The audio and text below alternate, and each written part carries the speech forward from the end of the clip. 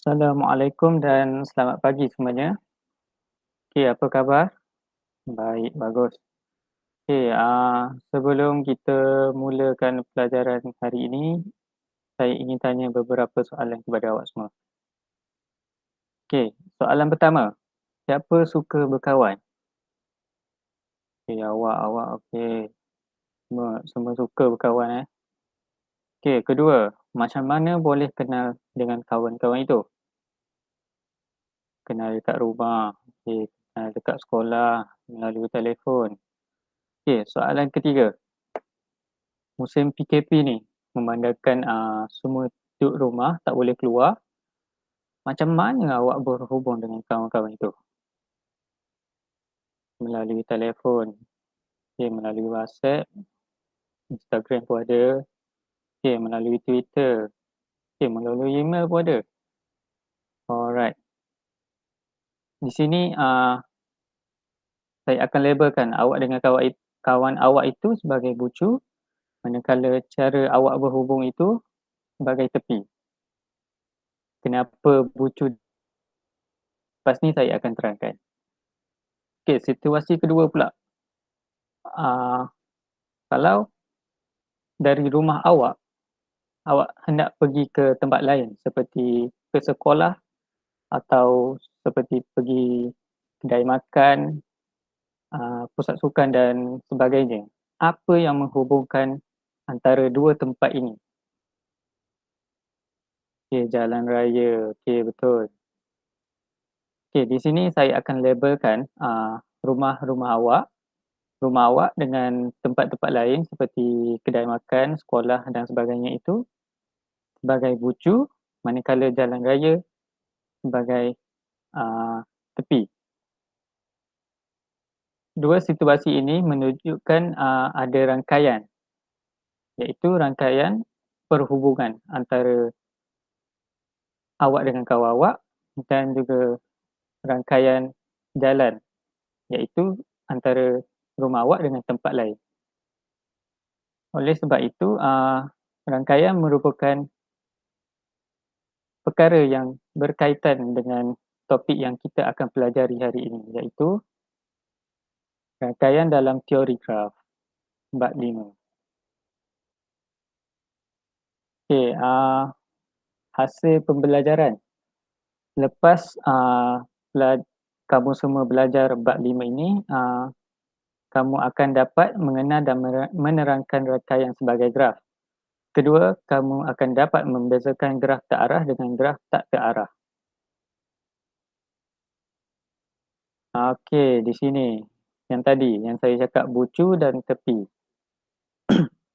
Bucu ni kan, tadi saya cakap awak dengan saya label bucu terhadap awak dengan kawan awak dan juga rumah dengan tempat-tempat lain. Okey, di sini bucu dan sini juga bucu. Manakala tepi merupakan, penghubung, perangkai antara dua perkara berbeza iaitu kawan awak dengan awak tadi. Oleh sebab itu, dalam tajuk ini, kita akan mengenal pasti rangkaian di antara bucu dengan tepi yang membentuk graf. Okey, info. Di dalam topik ini, awak akan menggunakan simbol-simbol seperti ini iaitu G, V, E dan D. G mewakili graf, V mewakili bucu, E mewakili tepi atau garis dan D mewakili darjah. Tata tanda graf merupakan set pasangan tertib iaitu G bersamaan dengan V, E iaitu graf bersamaan dengan bucu dan juga tepi. Okey, V ialah mewakili set bintik atau bucu yang mana, awak boleh tulis sebegini iaitu V equal to V bersamaan dengan V1, V2, V3 dan seterusnya mengikut bilangan bucu yang ada. Dan bagi E pula iaitu tepi,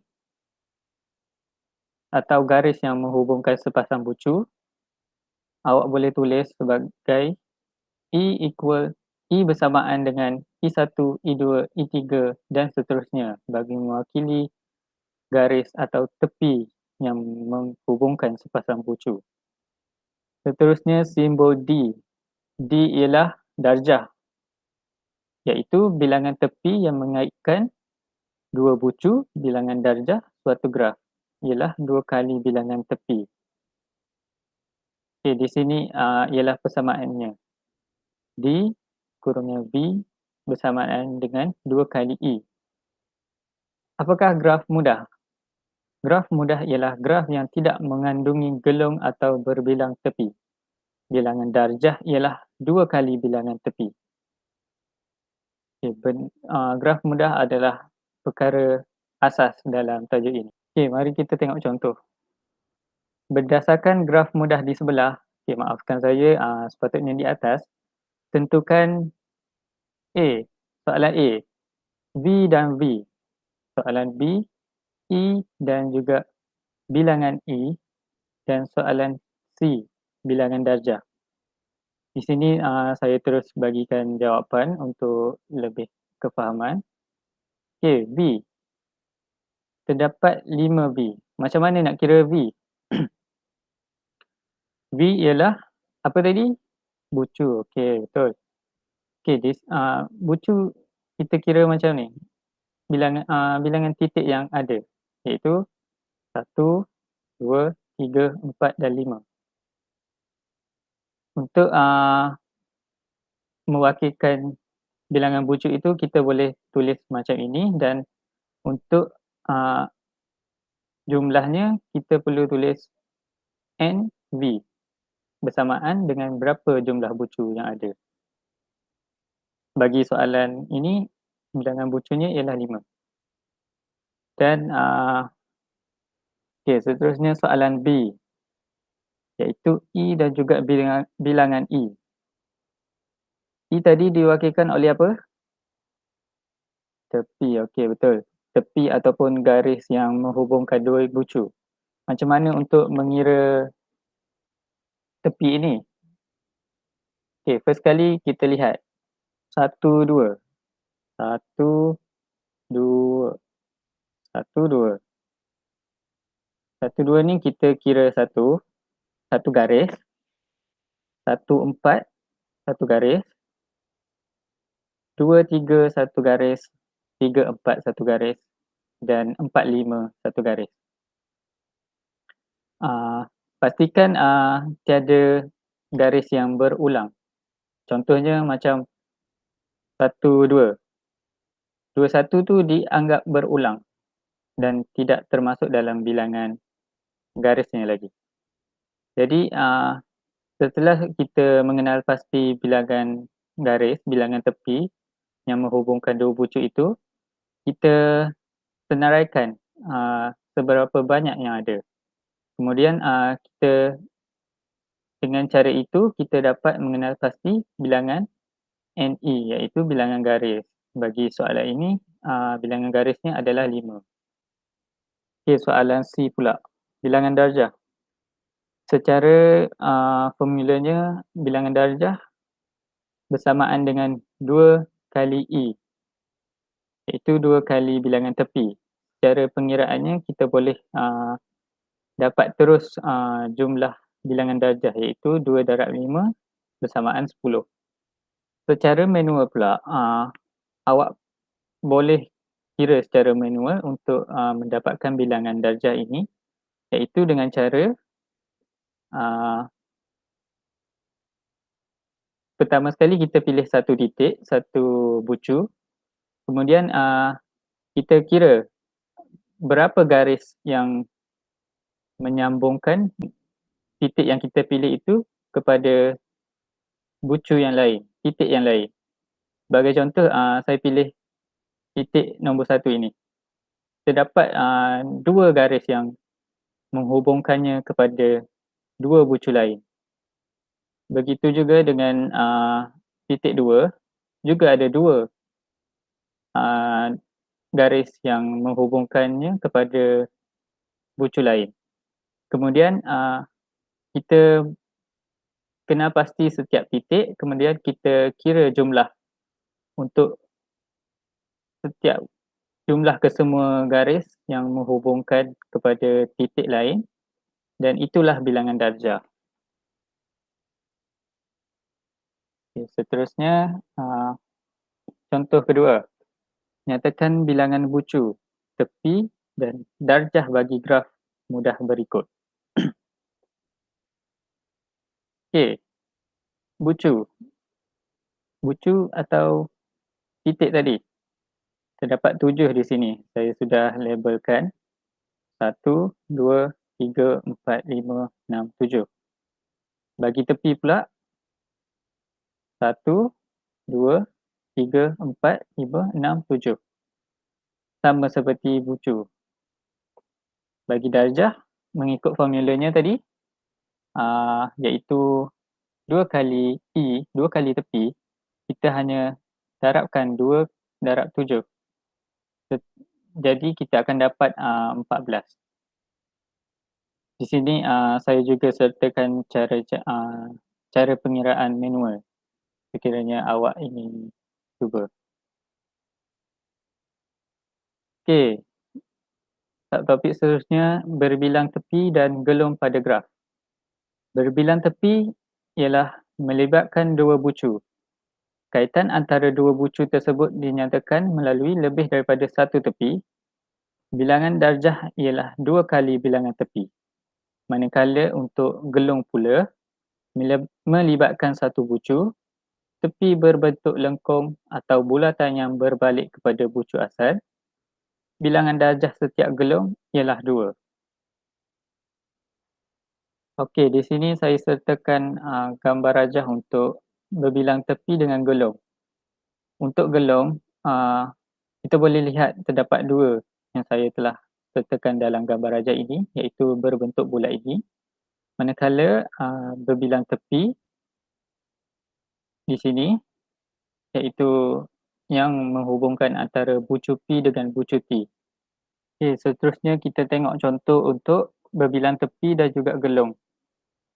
Rajah di sebelah menunjukkan suatu graf yang mempunyai gelung dan berbilang tepi. Nyatakan A, V dan juga jumlah V, iaitu jumlah bucu. B, E dan juga jumlah E, iaitu garis atau tepi. Dan soalan C, bilangan darjah. Okey, sila lihat gambar rajah ini. Untuk jawapannya, okey. Soalan A, bilangan bucu P, Q, R, S, T, U. Kita lihat bucu atau diwakili oleh titik hitam ini, kita lihat dapat 1, 2, 3, 4, 5, 6. Jadi bilangan bucu, jumlah bucu adalah 6. Okey, soalan B, garis dan juga jumlah garis, jumlah tepi. Untuk jawapannya ialah PQ, PU, PU, QR, QU, RS, RT, SS, ST dan TU. Kenapa PU 2 kali? Okey, mari kita lihat.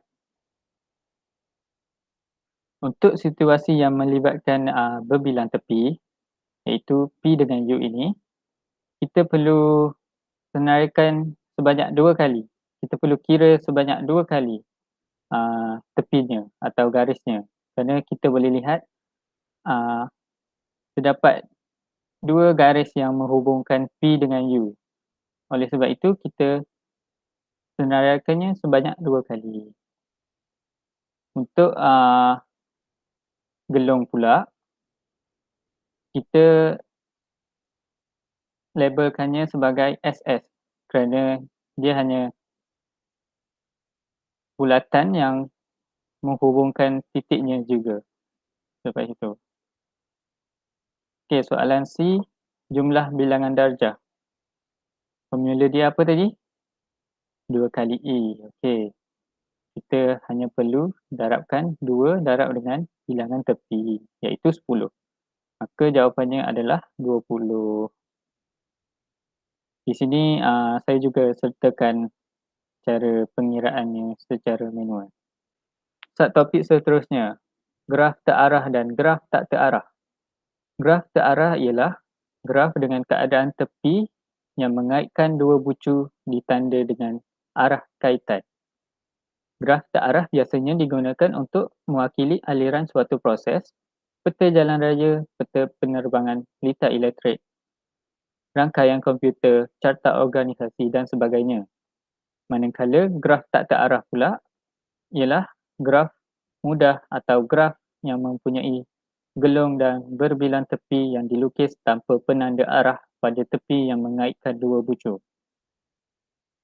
Okay, di sini keratan buku teks awak yang saya selitkan dalam slide ini untuk membezakan graf tak terarah dengan graf terarah. Bagi graf mudah, dalam menyenaraikan bilangan bucu dan bilangan tepi, awak bebas untuk menyenaraikannya. Bagi graf tak terarah, sama seperti darjah, awak bebas untuk menyenaraikan bilangannya. Bagi graf terarah pula, awak tidak bebas untuk menyenaraikannya kerana awak perlu ikut anak panahnya. Sebagai contoh, rajah ini, anak panahnya bermula daripada D. D ke C. Awak tidak boleh menyenaraikan bilangan tepinya sebagai C ke D kerana ianya dianggap melawan arah.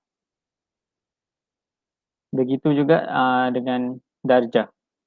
Awak perlu mengiranya mengikut arah. Terdapat dua jenis darjah di dalam graf terarah iaitu D in atau darjah masuk dan D out atau darjah keluar. Darjah masuk bermaksud bilangan darjah bagi tepi yang masuk ke bucu. Manakala D out bermaksud bilangan darjah bagi tepi yang keluar dari bucu. Seterusnya untuk graf yang mempunyai gelung dan berbilang tepi.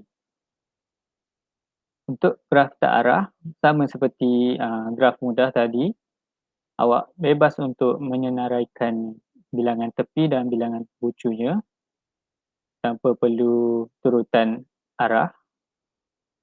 Manakala untuk graf terarah, awak tidak bebas, iaitu awak kena ikut anak panahnya dari mana ke mana dalam menyenaraikan bilangan tepi. Untuk darjah pula, sama seperti graf mudah tadi, iaitu D in dari tepi masuk ke bucu dan D out tepi keluar daripada bucu. Ulang kefahaman. Okey. Awal tadi saya sudah terangkan tentang tata tanda untuk rangkaian graf iaitu G bersamaan dengan VE. V iaitu tepi ialah garis yang mengaitkan dua bucu. E ialah set tepi yang menghubungkan dua bucu. D iaitu darjah ialah bilangan tepi yang mengaitkan dua bucu atau formulanya D bersamaan dengan 2 kali E, 2 kali tepi.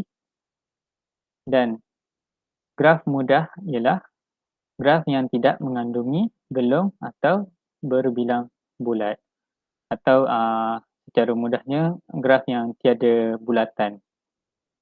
Okey, dan akhir sekali, tepi graf terarah ditanda arah manakala graf tak terarah tiada tanda arah. Okey, untuk kefahaman yang lebih mendalam, saya minta awak semua buat latihan yang ada di dalam buku teks dan kita akan bincangkan pada kelas seterusnya. Sekian, terima kasih.